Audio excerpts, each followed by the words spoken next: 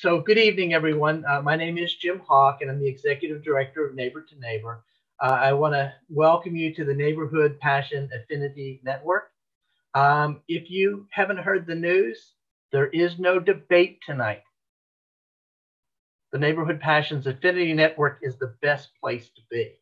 So with that being said, we developed the Passion Network to bring neighbors, community partners, and other stakeholders from across the area together around 8 key neighborhood passions. Tonight, we're focused on the 4th passion, neighborhood preservation. Our topic is Eastwood Roots, the power of storytelling in preserving your neighborhood history. Before we get started, what I'd like to do is learn who is in the room with us. I'd love for you, if you are willing, to please share your name, the name of your neighborhood, if you know that, and how long you've lived in your neighborhood. And for those of us like myself who have memory problems, I've just put those 3 things that we're asking for in the chat window so you can find those. The way we typically do it is I'll start, and after I share, I'll select someone, and then they will share and they'll select someone, and everybody just choose the next person to introduce.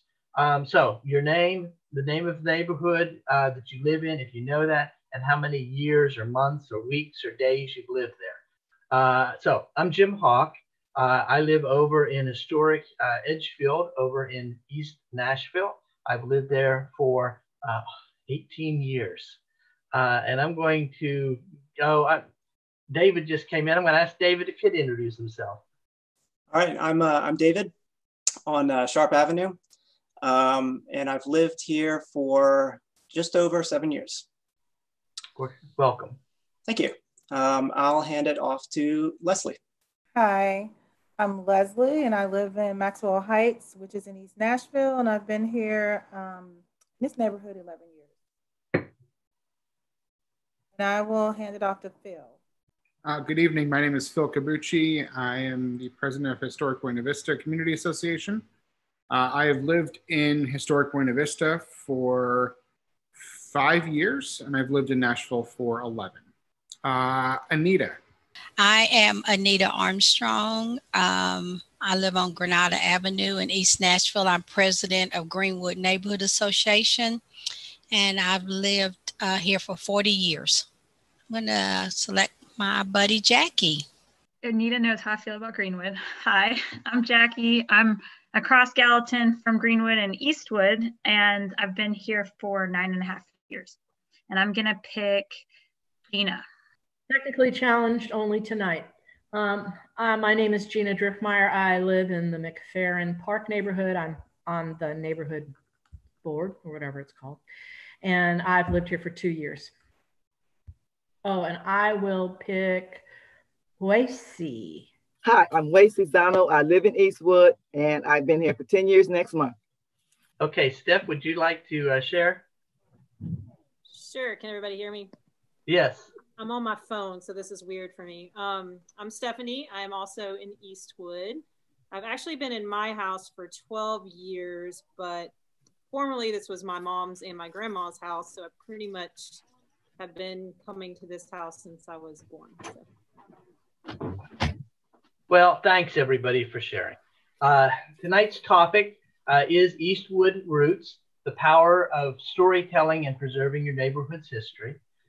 Everyone has a story to tell about their neighborhood. Sharing stories brings us together, reminds us about who we are, and sets us on a road to a brighter future. During tonight's session, we'll hear from the residents of Eastwood Neighbors who use storytelling in a powerful way to preserve and improve their neighborhood.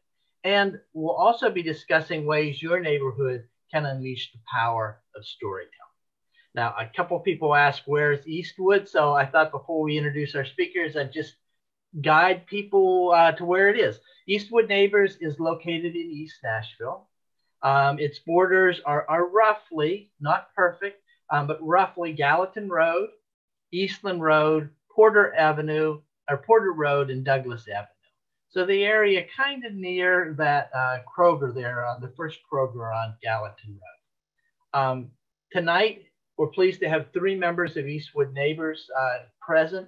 to share with us their success story and help us explore how we can unleash the power of storytelling. We're pleased to welcome Jackie Hansom, who is the immediate past president of Eastwood Neighbors.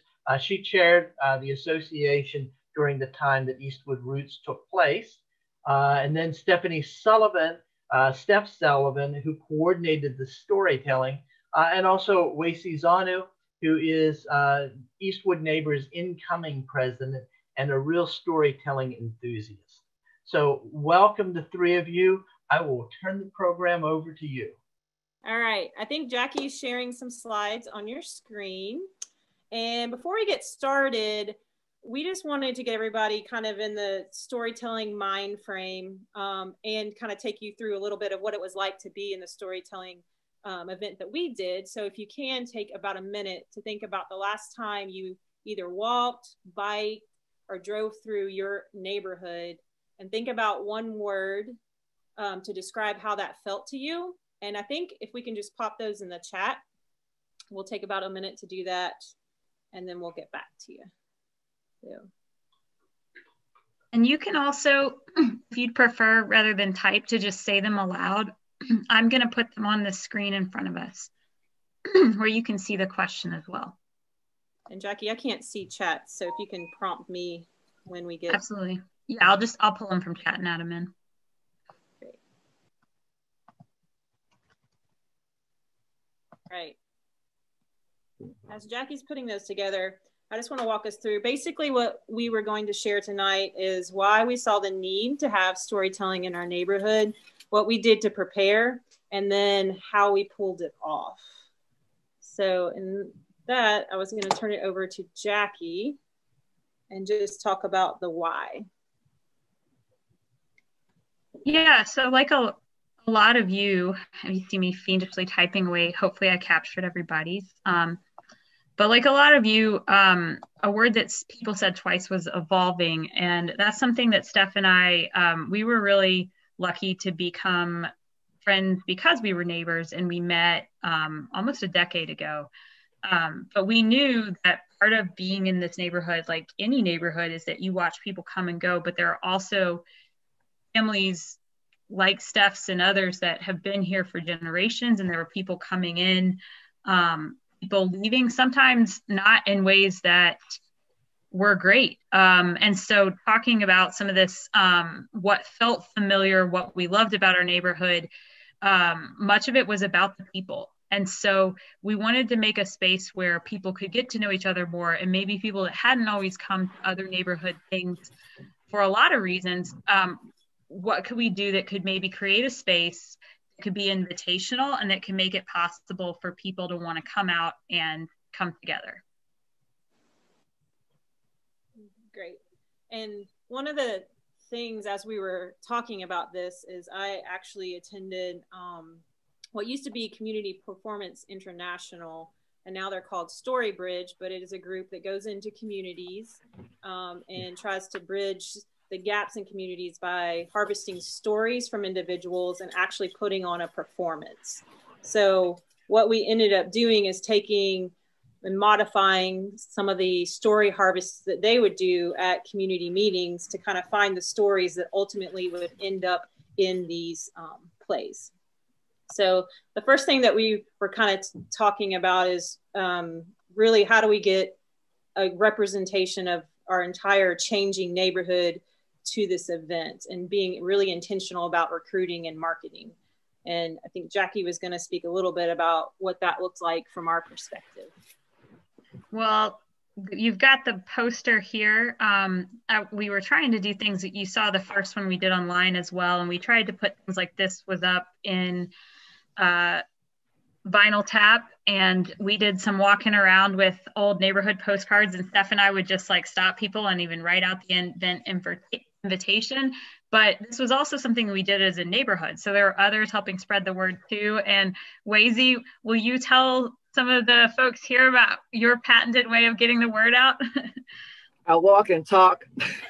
I guess that's the best way I can say it. And I was remembering doing this, the route that I take when I walk, I go through a neighborhood, and there's one block that I walked down, and I did not realize that that block is not in Eastwood. It's in another neighborhood. But I have a friend over there, and she is a neighbor in a way. And she came to the event, and she loved it. But she does not live in Eastwood, and I did not know that. But what I would do is, as I walk, I just tell people about it to come out, and it works. It works. But the thing about it is, I'm a storyteller myself, and I have a way of approaching people with a story or with information, and they kind of listen to me, because I didn't grow up here in Nashville, but I do have country ways and manners, and I take Southern hospitality very seriously. And I think that country charm works when you have something sincere to tell a person. And that's what I did. And people came. 100%. And I see even somebody on this call, Anita, who is another neighborhood leader. And as y'all heard, 40 years here. And Anita, thank you again. It wasn't just something, and we said that people be like, oh, I don't live there exactly. And it wasn't about the borders. It was about, you consider yourself a part of this neighborhood. Do you have stories? Right. And so it really wasn't about even strict geographical confines. And I know Jim shared earlier that some people were even like, what's Eastwood? And I live there. Like, David, you're an Eastwood neighbor. So, it was more about making the space and hoping people would come and share. Yeah. Exactly. And as we were thinking about the space in general too, that was kind of another sort of early hurdle that we talked about, because we wanted to make sure that it was a space that was really accessible, just as far as parking, that it was kind of in the middle of Eastwood, but also that it was homey, so that we kind of had a space that really felt like maybe you're in somebody's living room. We ended up at a church, and I do think when you plan, you kind of have your ideals and kind of how things kind of turn out. And it was a great space as far as parking and signage and getting into it. The acoustics were a little hard to hear in that particular room. So if we were to do this again, I think we would kind of maybe yell a little more in the room and make sure that, the acoustics are great, but still it was a really great, easy to get to spot in our neighborhood. And they had a kind of like a coffee shop room that we initially met in. And then also just thought about in that room, kind of setting the mood. So we had, ambient music when you came in, we had some candles and even kind of a diffuser too, just to kind of have smells and things, just to kind of really relax people and put people at ease when they came in. Also, Jackie, I think, worked with a sponsor, I believe Google, to get some money. So we had some snacks and some food there so that people could kind of come in, eat, relax a little before we actually jumped into the event. And then the event itself, one of the things that we were really kind of intentional about is kind of talking about the power of storytelling and then the power of actual reverent listening, as we called it.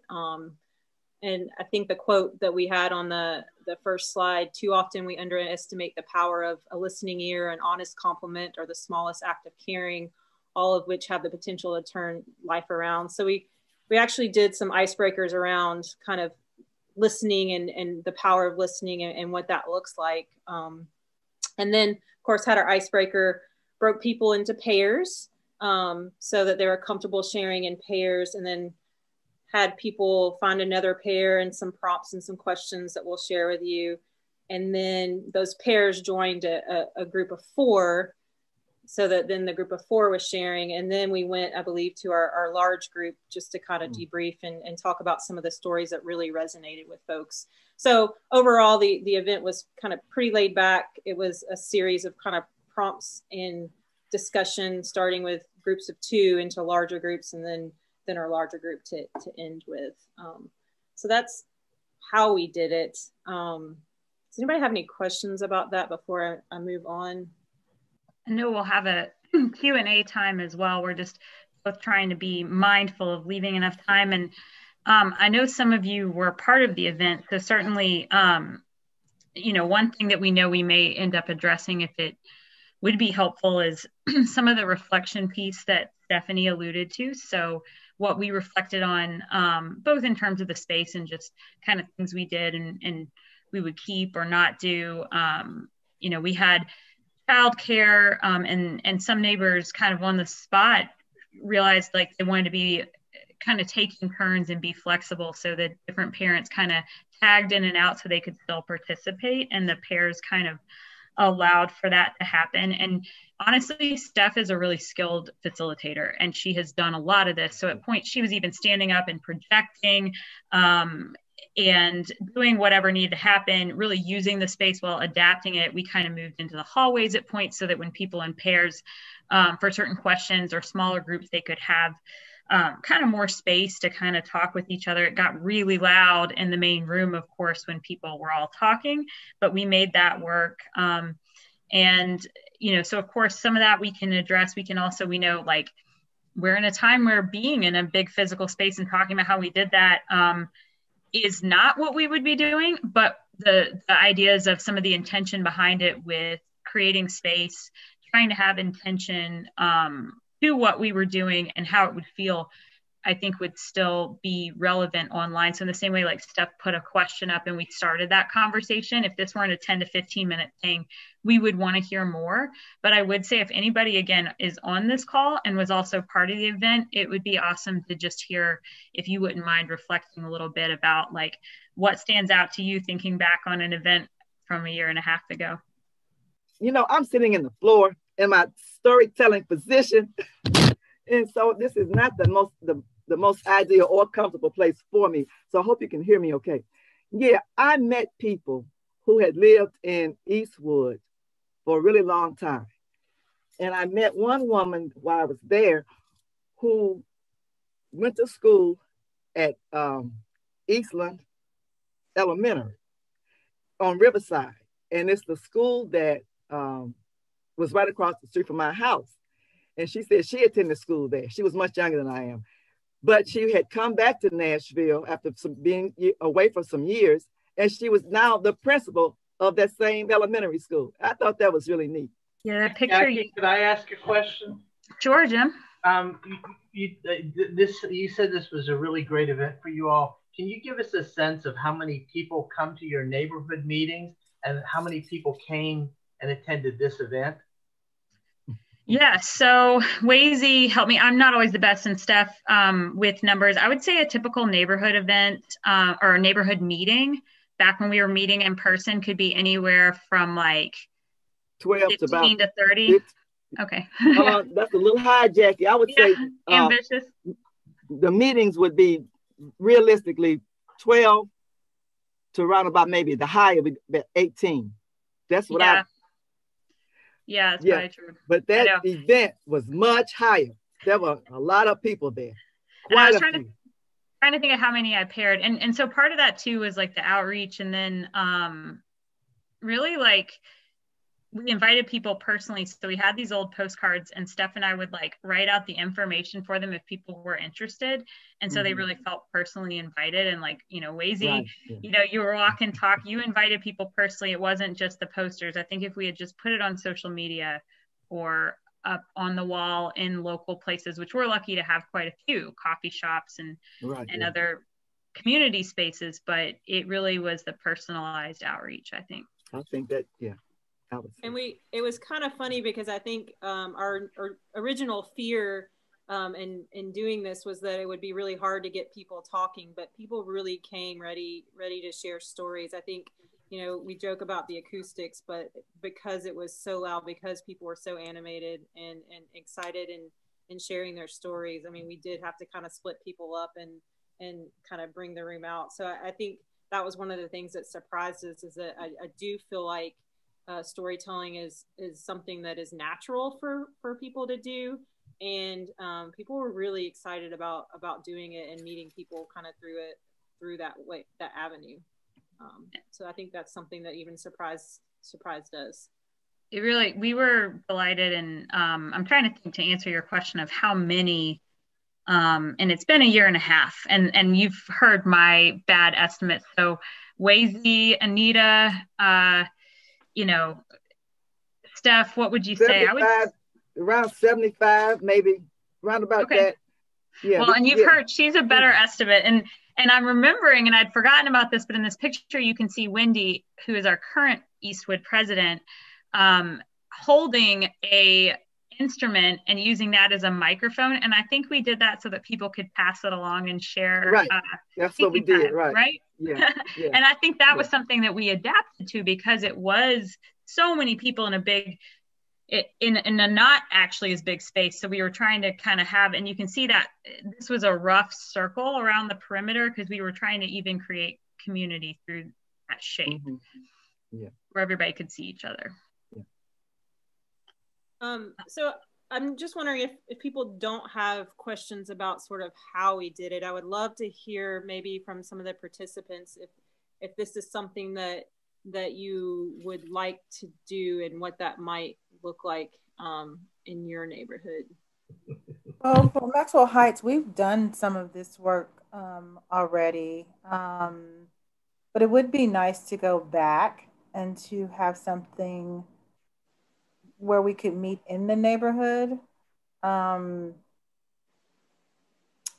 talk through some stories, because we certainly have lots of new neighbors who weren't here, say 5 years ago, when we started documenting some of our stories. And I would love to know about the documenting. Leslie, could you tell us a little bit about that? Yeah, so we work with MTSU with their history department. Now the person who's there is with the the archives, the state archives. It was, let me put this in the chat. It was more about the larger East Nashville as opposed to just Maxwell. As you know, Maxwell Heights and lots of the neighborhoods are separated by Ellington Parkway. So our discussions had a lot to do with how urban renewal changed the landscape and how it changed neighborhood compositions. East Nashville has always been integrated, but it was street by street as opposed to house by house. And so just hearing those discussions, and then what, we had more of a, not stories about people's personal houses, though that was integrated into the stories, but more about the political and socioeconomic consequences of urban renewal and what that has done to families and homes in the area. But you can see some of that on the website. Thank you. I appreciate you sharing that. And Steph, were you about to say something before Leslie too? When I was, I'm not sure. I think that's definitely one of the things that we talked about after we debriefed from our session is a better way to capture stories, because I think a lot of really sort of gem stories came out of that, and other than sharing them in the large group, we didn't have kind of a way to record those. I think if we were doing it again, maybe if we could film it or, get some other folks involved who might be writers or something, I think that would be a great next step, just to have kind of an outcome and a record of what came from the event. Yeah, and we, that was a conversation when we planned. We had talked about resources like I shared in the chat, Storybridge that Steph mentioned, but another one I've used with young people in the past, and some of you may be familiar, but StoryCorps will allow you to craft questions in advance or use some of theirs and then record. And if you'd like, you can upload it to the Library of Congress, and that's free. So that's another thing that we had talked about, but it didn't end up being something that we put our emphasis on with this event. What I would like to do is have an all-day storytelling event under a tent where we would be able to, and I think that Neighbor to Neighbor now has the filming capacity to do that, and we would be able to promote it very well throughout the year as we do the other events with Good Neighbors, and have people come and share their stories. We would give them a 3 to 5 minute time slot to share their stories. And then we would be able to edit them down to a certain length of time and have this uploaded onto the Neighbor to Neighbor website and share it with the neighborhood's website as well. And this way we can document these stories. So one of the things that I've really noticed that I'd like to really encourage neighborhood groups to think about is it doesn't just have to be one storytelling event. If you can work this into your agenda and perhaps have one neighbor share a 2 to 3 minute story about about their own experience in that neighborhood at the beginning of a meeting, that always adds a little bit of special flavor to the meeting. And so every month a different neighbor would very briefly just say, you know, I've been in this neighborhood 23 years. One thing I want to share with you about the neighborhood is, and they share that, and that's all it is. But that has a tendency, you know, we're dealing with so many difficult issues in our neighborhood right now. And by doing even that simple little act of telling that little story helps to break down some of the barriers that build up. Well, Jim, yeah, we forgot, but we did not. So we knew we wanted to do this event, and starting when, because I'm a former school teacher, I always had a poster agenda, and it was always on there. It was called Eastwood Route. And so it geared up towards this event and carried on after. And it often was a question that people would answer in pairs, kind of like the one Steph shared. She led our first one, I think in January last year, right, Steph? And then people paired off, and then some of them shared their neighbor's answer with permission, just so that, you know, some of it got like shared out. But we actually did do that. So. Good. We did. Yeah, I think we forget because so many of us have difficult issues that we're dealing with in our neighborhoods, and we forget that neighborhood organizing, neighborhood leadership is all about relationships. And if we don't take the time to get to know each other and to get to know each other's story, we've lost a vast asset, a wealth of information that really helps neighborhoods grow.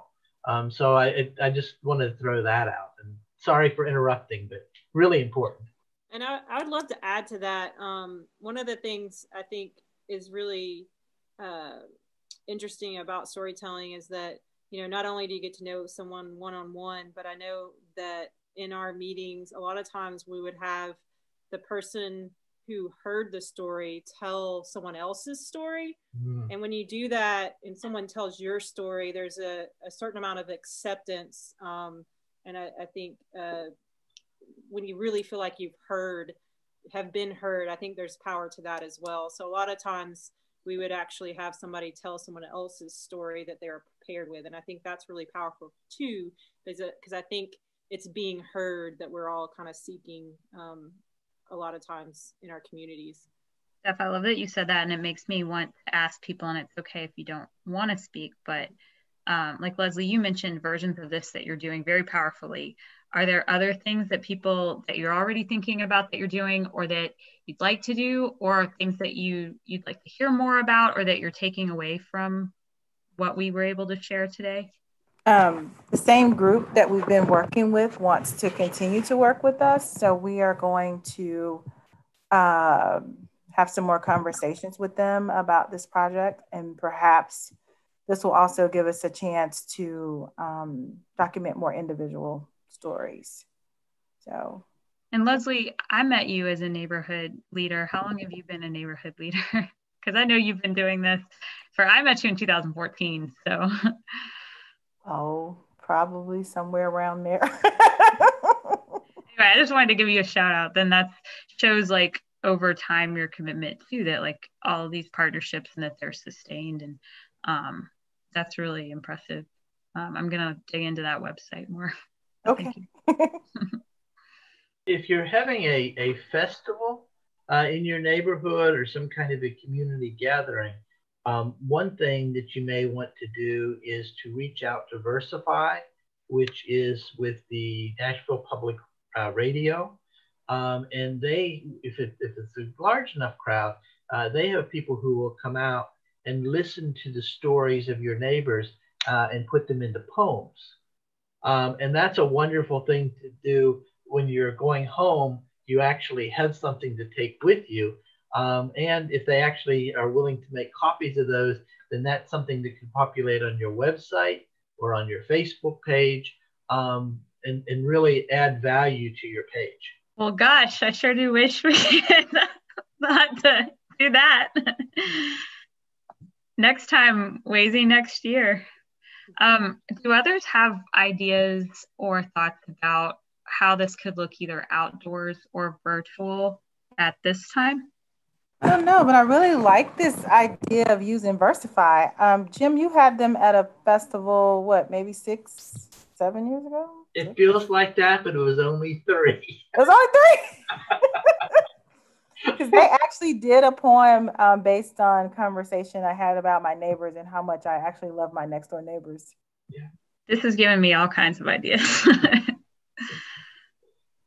Well, and we are bumping into our stop time. So I wanted to just ask real quickly, is there anybody in this room who came with a question, or they were thinking about doing this but wanted to find out this information? Did you get your questions answered, or is there anything that we didn't address in the conversation tonight that you really want us to address? I think these resources are amazing. And so I think that's what we needed more of. So thanks for that. As a follow-up, can you send some of the links that are in the chat? I know that we're not saying that out loud always, so. Yes, we can do that. Valerie, who is now back, welcome back, Valerie, will help remind me that we need to do that. So, well, if there's nothing else, I want to take time right now and just thank Jackie and Steph and Hwesi for sharing tonight. I want to thank all of you for being here. Just a little quick wrap up here. We're going to be back next week, and we're going to be focusing on creating community and honoring diversity. And our topic's going to be courageous conversations, confronting prejudice in our neighborhoods. So, you know, what do you do when you're confronted by subtle remarks or even openly hostile comments from a neighbor about race, ethnicity, age, gender, sexual orientation, even homeowner status? How can we express our views openly and truthfully? So in this next session, we'll be looking at how to have a courageous conversation.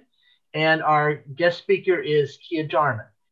She is an award-winning entrepreneur who has really built a reputation around delivering the hard, many times uncomfortable truths necessary for growth. And so she'll be leading us in a conversation about courageous conversations. So I'm going to share with you all now in the chat window a registration link if you would like to sign up for that. Also, we are constantly looking for topics here to look into at Neighbor to Neighbor for these Neighborhood Passion Affinity Network. So if you have an idea for a conversation that you would like us to host, I've put my email address into the chat window as well, and I would invite you to send that along. We did a we did a focus group, 8 focus groups over the summer, and we got about 2 years worth of topics, but that doesn't mean that we can't have more topics, and we really pick the ones that, you know, people are really excited about. So if you're excited about a topic, make sure you share that with us as well. So again, Jackie, Hwesi, Steph, thank you for being here tonight. Thanks to all of you for showing up as you leave and to enjoy the debate. I hope you have a safe night, and just remember to keep your neighborhood passion strong. Good night, everybody. Good night. Good night. Thank you. Thanks so much, everybody.